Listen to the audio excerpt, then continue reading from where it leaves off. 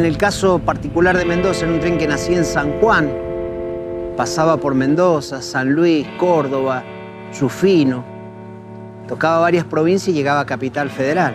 Entonces era una intercomunicación muy amplia que había. Era una forma económica de viajar. Estudiantes, gente obrera, gente de escasos recursos, iba al tren. Y fueron pueblos que fueron desapareciendo y también desaparecieron la gente que trabajaban para el ferrocarril y vivían del ferrocarril. A partir del 91, al ver que se venían, bueno, el desguace que se vino después, nosotros intentamos de alguna manera las bases, mostrar los dientes, como quien dice, hacia el poder central, y eso nos llevó a una huelga de 42 días. Nos sentíamos que éramos parte del Estado, sentíamos que estábamos defendiendo lo nuestro, que estábamos representando al país en su patrimonio, en sus bienes. Lo intentamos, pero no lo evitamos. El poder central y sus secuencias fueron lo que hicieron que le cerrara el plan ese del desguace de nuestro ferrocarril. El ferroviario de por sí se siente orgulloso de ser ferroviario. El hecho de contribuir en algo al engrandecimiento del país, como era lo que soñaban los viejos ferroviarios, el hecho de llevar y traer mercancías por el país, llevar sus obreros a las fábricas, los estudiantes a las aulas, bueno, eso ya de por sí es un orgullo, un placer que el empleado ferroviario siente ya en su sangre.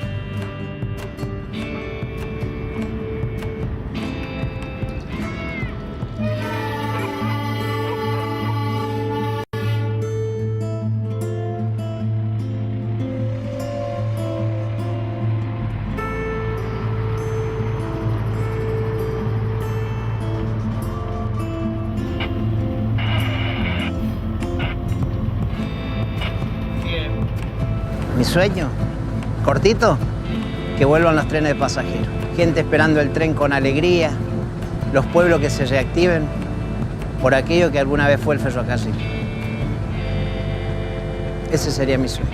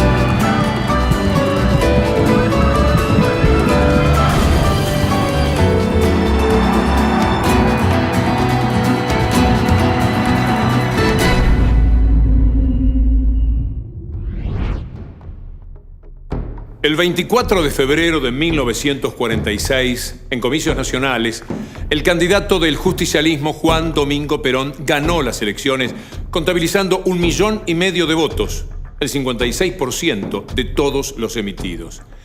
Ya como presidente, su gestión instalará un nuevo estándar en la política estatal, poniendo énfasis en la salud, en el bienestar. Y ese mismo año tendrá lugar una revolución económica, iniciada con la nacionalización del sistema bancario y oficializada ante el Congreso Nacional en el mes de octubre, con la presentación oficial del primer plan quinquenal.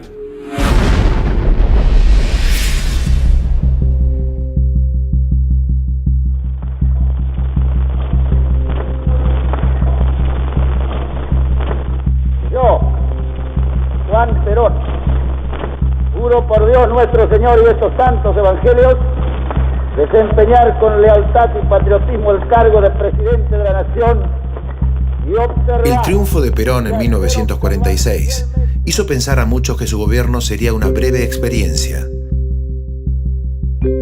Sin embargo, lo que sucedió a lo largo de ese primer año de gobierno echó por tierra esta visión de la realidad política y social. El nuevo gobierno no solo no se derrumbaría, sino que seguiría afirmando con el paso del tiempo. El gabinete de gobierno estaba integrado por un grupo de hombres que no provenían de los ambientes tradicionales de la política argentina. El abismo que los separaba de los anteriores funcionarios no podía ser mayor. Durante el último cuarto de siglo, más de la mitad de los presidentes habían pertenecido a la sociedad rural. Lo mismo ocurría con los ministerios. En agricultura, la entidad había impuesto a 12 de los 14 ocupantes del puesto. La oposición, por su parte, que acababa de constituir un frente obteniendo un porcentaje de votos menor que el que llevó a Perón a la presidencia, inmediatamente comenzó a desmembrarse, perdiendo gravitación en las urnas, como lo demostrarían las elecciones que siguieron a la de aquel año. Lo único que siguió unificando a los opositores fue su desdén por los recién llegados a la mesa de discusiones de la política nacional. Y no solo dentro de los partidos, sino en diferentes entidades que a partir de entonces asumieron como una tarea imprescindible combatir al peronismo. Cuando nos sentamos en el Congreso, la mayoría de nuestros diputados parecía vivir un sueño. Para los radicales, en cambio, nuestra presencia constituía una pesadilla de la que no podían despertar. Para ellos, el peronismo era un capítulo en blanco de la historia argentina. El sector de la intransigencia radical, liderado por Arturo Frondizi y Ricardo Balbín, intentaba el retorno a la línea irigoyenista. En septiembre de 1946, sus integrantes dieron a conocer un manifiesto en el que demandaban al partido recuperar su tradición y hacer cumplir la justicia social. La última etapa de su crisis, en esta hora de reconstrucción, que queremos profunda. Solo un radicalismo renovado y reestructurado podrá realizar el país del mañana, forjar el progreso nacional y el bienestar social y edificar un régimen de verdadera libertad y de justicia. Sin embargo, la principal diferencia entre los recién llegados y el grueso del espectro político de la época radicaba en la visión de la economía. He dicho muchas veces que quienes se sentaban en el honroso sillón de Rivadavia tenían el gobierno político de la nación, pero no el gobierno económico ni el gobierno social del país. La economía ha sido en gran parte manejada desde el exterior, por intermedio de los grandes consorcios capitalistas del país.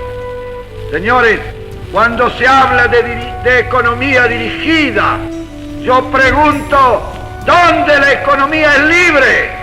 Cuando no la dirige el Estado, la dirigen los monopolios. Con la única diferencia de que el Estado lo puede hacer para repartir los beneficios de la riqueza entre los 14 millones de argentinos, mientras el monopolio lo hace para ir engrosando los inmensos capitales de sus casas extranjeras allá lejos de nuestro país.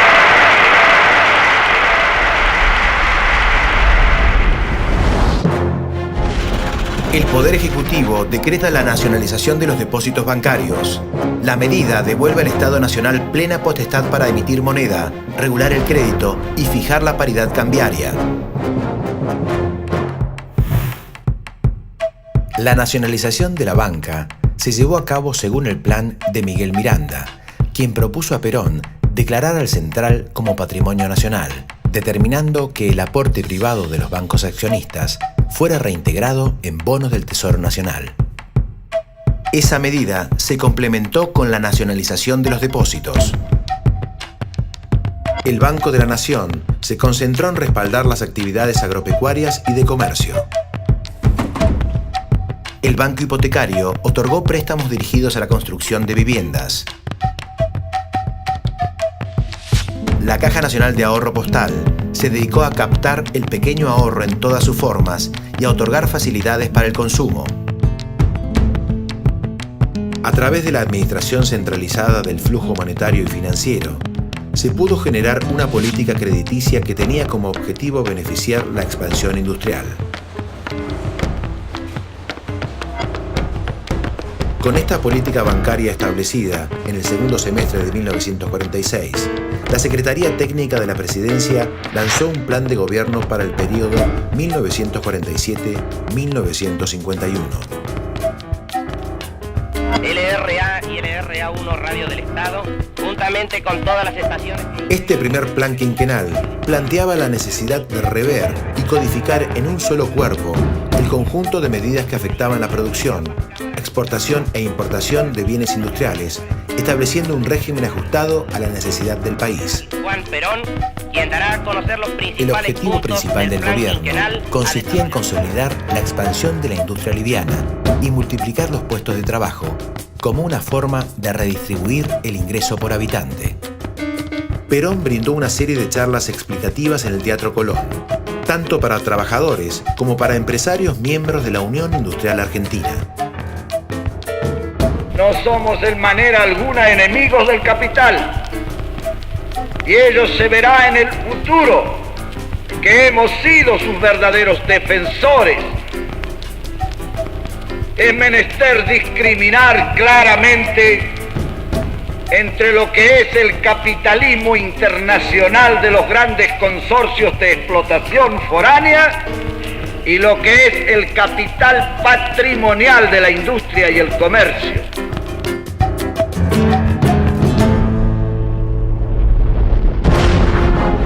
Desde el mes de septiembre se inician las operaciones de adquisición de activos. El primero consiste en la compra de los ferrocarriles a Gran Bretaña.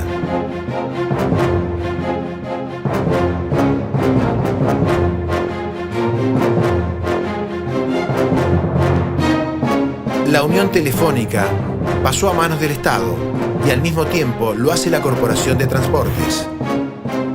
Monopolizados por empresas británicas, colectivos y trolebuses solían recibir préstamos estatales para cubrir su déficit operativo. El Estado pasaba de este modo de principal acreedor a accionista mayoritario.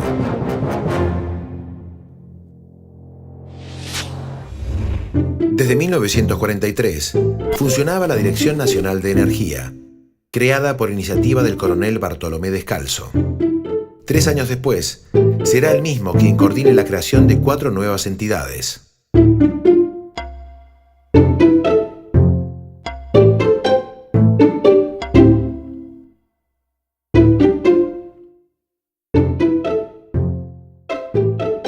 La fusión de centrales eléctricas del Estado y la Dirección General de Irrigación se llevará a cabo en 1947, dando nacimiento a Agua y Energía Eléctrica, cuyo objetivo será producir energía barata para la industria. Se inician con ese fin los trabajos en Tucumán, Mendoza y Santiago del Estero, y la construcción de 6 diques con usinas en Córdoba, lo mismo en Catamarca y 4 unidades en Río Negro. La explotación del yacimiento de carbón de Río Turbio, iniciado en 1947, permitirá la construcción de caminos, puentes, usinas, viviendas y el tendido de nuevas vías férreas para unificarlo con el puerto de Río Gallegos. Se renueva la flota mercante del Estado, adquiriendo 3 buques de bandera italiana y la compra de la compañía de navegación Dodero.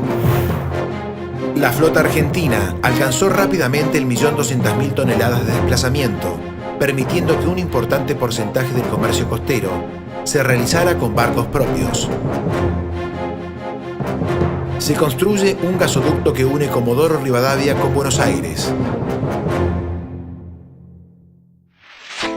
Su costo rondó los $50 millones y aumentó la distribución de gas de 300.000 metros cúbicos diarios a 15 millones.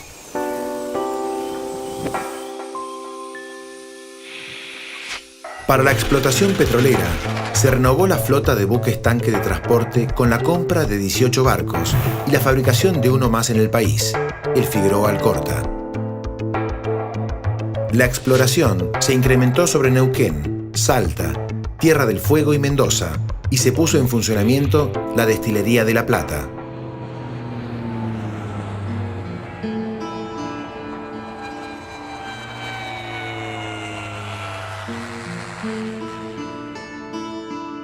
En 1950 se creó una empresa estatal de vuelos, Aerolíneas Argentinas, y se construyó el Aeropuerto Internacional de Ezeiza en el marco de un importante plan de construcciones edilicias coordinadas por el ministro de Obras Públicas, general Juan Pistarini.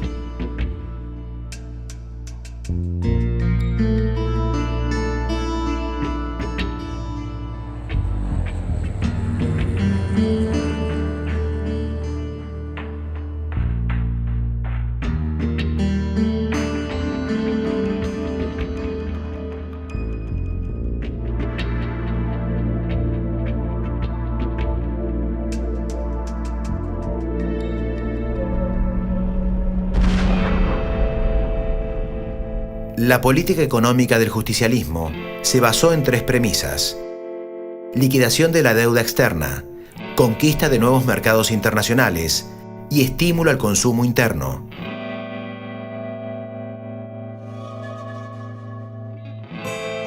Para facilitar el crecimiento de la industria local, se capitalizó a las empresas mediante el crédito. Los recursos debían provenir indefectiblemente del único sector favorecido por las políticas de desarrollo hasta el momento, el agro.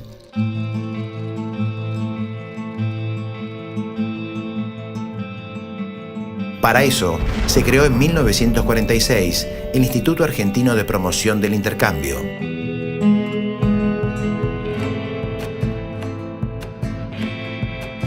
Fue una medida profundamente revolucionaria, atacada con saña por quienes hasta entonces acaparaban casi el 90% de la comercialización y arbitrariamente decidían el precio del mercado interno. La estructura comenzaba con el acopiador del pueblo rural, seguía con los propietarios de almacenes de ramos generales, comisionistas, especuladores y llegaba, finalmente, a los exportadores de granos.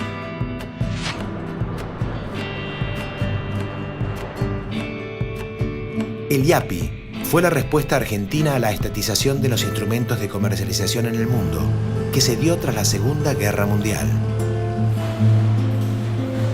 Defendíamos el precio internacional de nuestros productos, unificando la comercialización en un organismo del Estado, exportando trabajo a través de la exportación de materia prima cada vez más elaborada, y rompíamos el bloqueo internacional de las grandes potencias.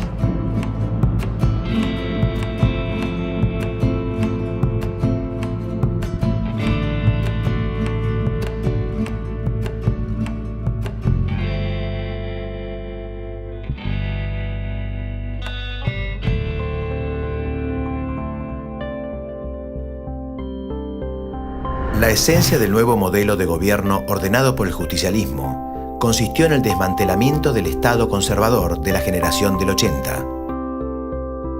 Las acciones del Poder Ejecutivo obedecían a una concertación social. Perón llevó adelante este plan al que denominó comunidad organizada, en el que lo social prevalecía sobre lo individual. La esencia de su doctrina era la solidaridad entre los hombres. Uno de los motores de esa transformación se llama Eva Duarte.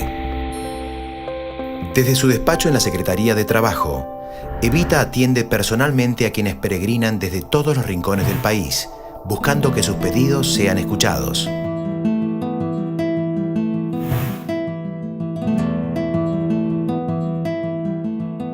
Así nació la Fundación Eva Perón, mediante la distribución gratuita de libros, alimentos, ropa, máquinas de coser y juguetes a todo aquel que los necesitara. Sus fondos provenían de donaciones voluntarias y del aporte de los trabajadores, que 2 veces por año entregaban un pequeño porcentaje de su sueldo. En el año de su inauguración, recaudó 50 millones de pesos. Hacia 1951, manejaba casi 900 millones, transformándose en una red de ayuda social que permitió construir viviendas, hogares para madres y ancianos y espacios de recreación pública.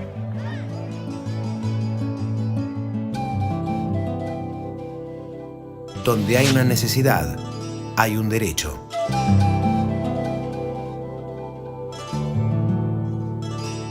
Entre sus obras se destacan unas 1000 instituciones escolares en todo el país.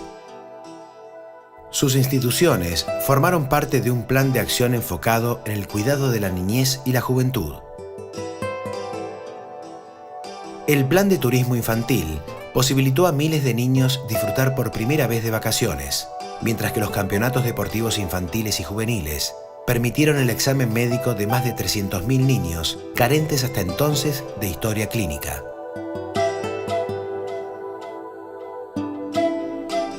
En conjunto con el Ministerio de Salud, creado por el Dr. Ramón Carrillo, participó activamente de la política de erradicación de enfermedades endémicas y proveyó los fondos para crear policlínicos y hospitales.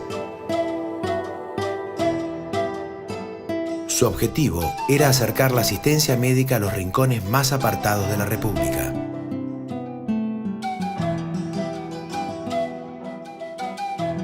Las ideas de Carrillo respecto de la medicina preventiva y la organización hospitalaria fueron la base para esa verdadera revolución sanitaria, diseñada y llevada adelante por el cirujano santiagueño.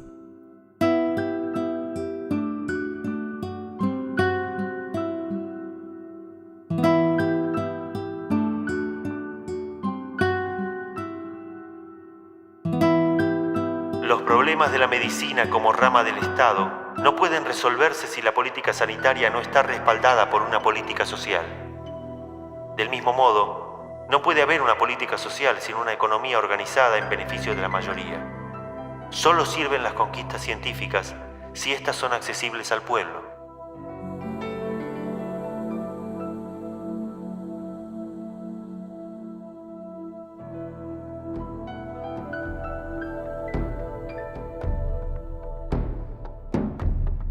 La nueva Constitución argentina, votada en marzo de 1949, establecía una función social de la propiedad privada, los derechos